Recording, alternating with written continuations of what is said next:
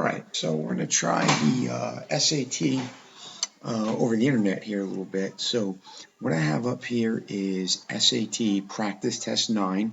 You just need to Google SAT Practice Test 9 and click on the first thing that comes up and follow the prompts and go down to section 3, and we're going to do the non-calculator section. So you'll see the non-calculator sign up here. So let's get started. So the first one is a simple systems of equations. We have 2x minus y equals 8 and x plus 2y equals 4. So I need to get rid of one of the variables, either x or y. Since y has opposite signs, I'm going to get rid of the y. And I'm just going to multiply the top equation by 2. We're going to go all the way through. It's important you multiply every term by 2. So you get 4x minus 2y equals 16. And on the bottom you have x plus 2y equals 4. And if you notice, you have a negative 2y and a positive 2y. So when you add them, they cancel. 4x plus x is 5x. 16 plus 4 is 20. And now we have 5x equals 20. Divide by 5, and my x equals 4. Now I need to plug that x into an original equation. We're going to use x plus 2y equals 4, although it doesn't matter which one. I just think this one is easier to plug in. So 4 plus 2y equals 4. We subtract 4 on both sides, we get 2y equals 0. We divide 2 on both sides, and our y equals 0. We have to make sure we always answer the question.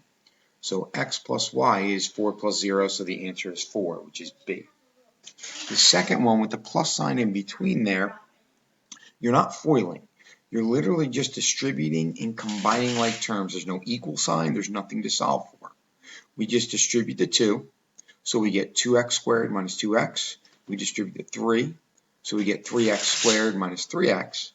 And we now combine our like terms off of 2x squared minus 2x plus 3x squared minus 3x. The x squareds get combined. So 2 and 3 is 5. The x's get combined. So it's negative 2 and negative 3 is negative 5. So we get 5x squared minus 5x. The signs are important here. The 2x squared and 3x squared are positive, so positive 5x squared. The negative 2x and negative 3x are negative, so it's a negative 5x. Our third one, they want us to find a slope and a y-intercept, and I know that just by taking a peek at the answers. All 4 answers tell us a slope and a y-intercept. Well, to get slope and y-intercept, we have to put this in the equation of a line, which is y equals mx plus b, and that's the equation of a line that is the slope and the intercept.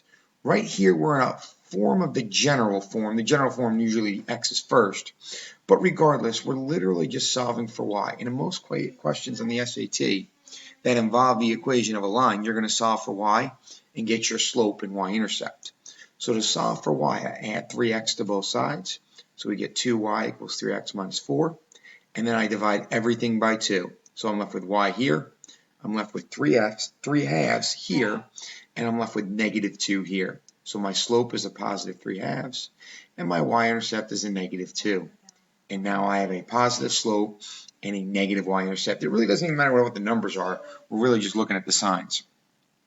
The next one, the front of a roller coaster, is at the bottom of a hill and is 15 feet above the ground. And that 15 feet is our starting point, which means our answer has to be A. This is literally another equation of a line. And we know it's the equation of a line because we're given a starting point and a slope of 8 feet per second. That's how much it rises every second. And if you notice in the correct answer, the slope is also your 8. But ultimately, to find the height of that roller coaster, we're starting at 15, and then for every second, we're adding another 8. So this equation of a line represents our height. Once again, the 8 is your rate of increase, or your slope, and the 15 is your starting point, or your y-intercept. S represents x, and H represents y. And keep in mind, you can have different letters represent the x and y. X and y is arbitrary. So in this case, seconds represents the x, and height represents the y.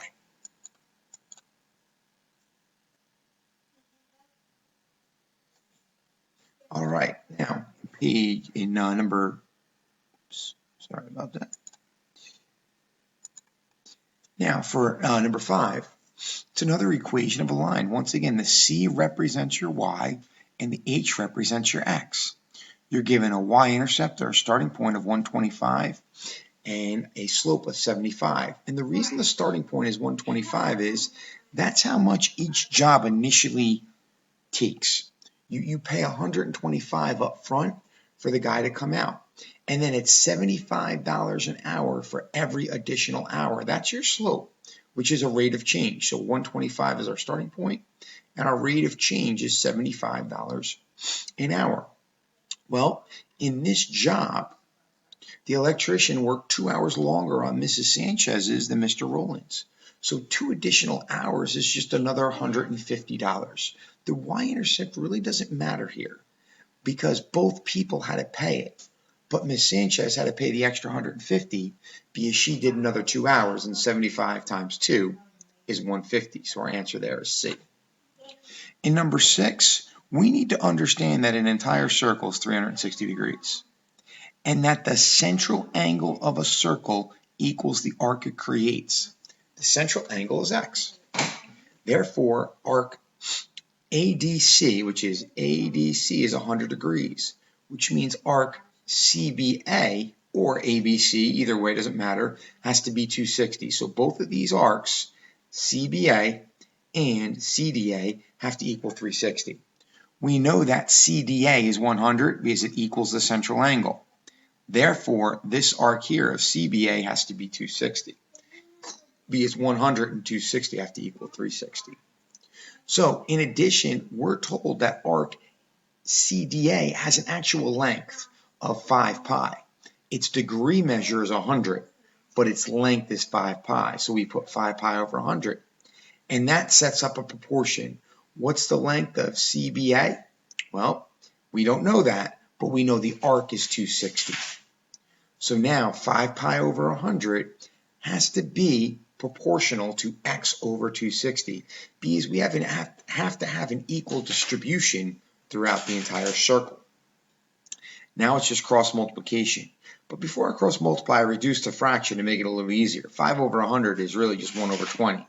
So we get 260 pi equals 20x. And then when I divide 20 on both sides, my x is 13 pi. Here, whenever we want to find a variable in an equation like this, anytime you have a fraction, you want to get rid of the fraction. So I come over here and I multiply both sides by the denominator. Whenever we have an equal sign in a fraction, that's how we eliminate the fraction. We multiply both sides by the denominator. Then we're left with 8 equals 160x. The x's cancel here. You don't distribute the x to the top, because all that does is make it like you're multiplying by 1. We're not multiplying by 1. We're multiplying by x on both sides, so the x's cancel here, and we're left with 160x. And we always divide by the number in front of x. So we divide both sides by 160.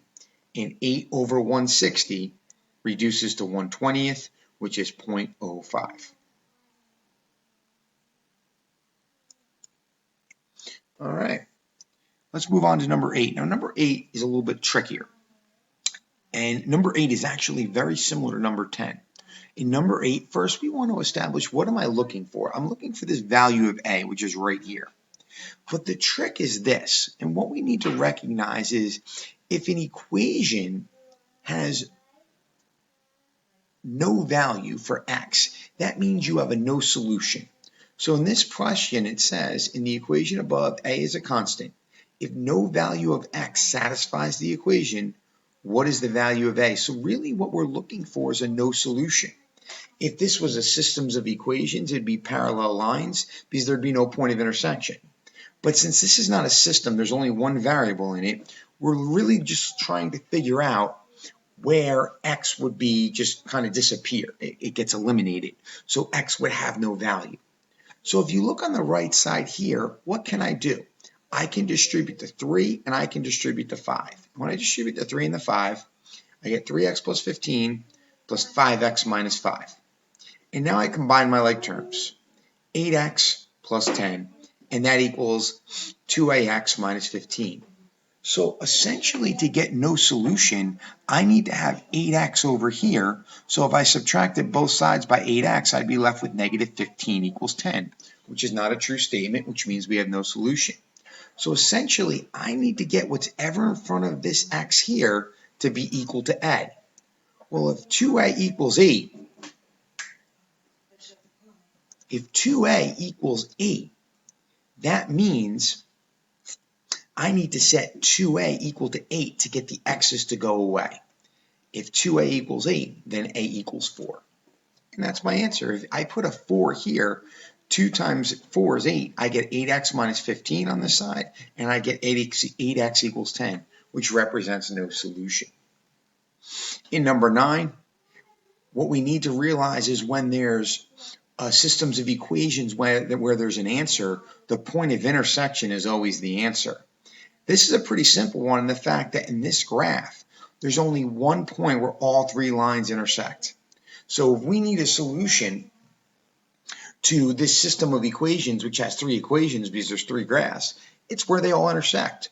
Well, they all intersect at one point, so therefore there is one solution. Number 10, in this one, we're trying to solve for a and b. So we need to find this b and this a. So the first thing we need to do is FOIL this out over here.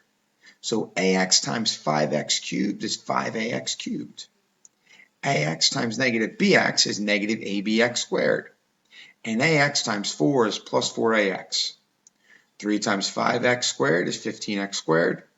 3 times negative bx is negative 3bx. And 3 times 4 is 12. And we need to get it equal to this equation over here of 20x cubed minus 9x squared minus 2x plus 12. Well, we have a 20 in front of our x cubed here, so I would need a 20 in front of my x cubed here. Well, what times 5 will give me 20? Well, 5 times 4 would give me 20, so my a would have to equal 4. And now I'm going to plug my 4 in wherever I see a up here. So we get 20x cubed minus 4bx squared plus 16x, because 4 times b is 4b, and 4 times 4 is 16, so that's where those come from, plus 15x squared minus 3bx plus 12. So I plugged my a's in. Well, if you look at the two coefficients in front of x squared, they're negative 4b and they're 15. And they need to combine to be negative 9.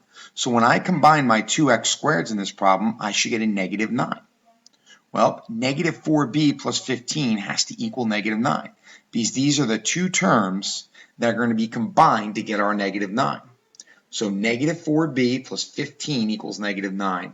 If I subtract 15 on both sides, I get negative 4b equals negative 24. And if I divide by negative 4 on both sides, I get b equals 6. Now, my answer is a times b. So what's 6 times 4? The answer is 24. I know I didn't circle it there. I should have circled it. But my answer of a times b, my a equals 4 and my b equals 6. And I'm getting that by FOILing this out and recognizing what's in front of x cubed. 5a has to equal 20. So what times 5 will give you 20? My a being 4.